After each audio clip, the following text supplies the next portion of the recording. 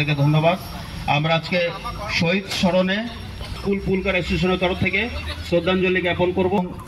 আমরা 1 মিনিট নীরবতা পালন করব এই শহীদদের প্রতি শ্রদ্ধা। এবং একটি দুঃখের সংবাদ আছে, আমাদের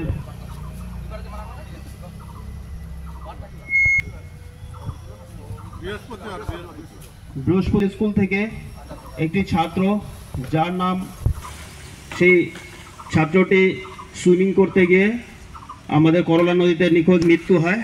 সেটা আমরা খুবই দুঃখিত। তার জন্য 1 মিনিট আমরা শোক প্রকাশ করব। জলপাইগুড়ি কোতোয়ালি থেকে কিছু নির্দেশিকা দিয়েছে, সেসব নিয়েও আলোচনা করব। প্রথম স্টার্ট।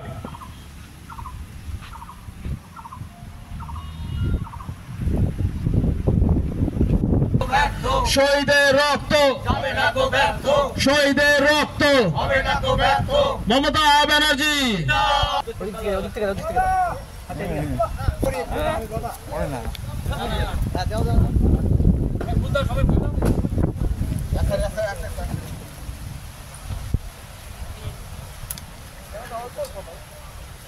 জায়গাটা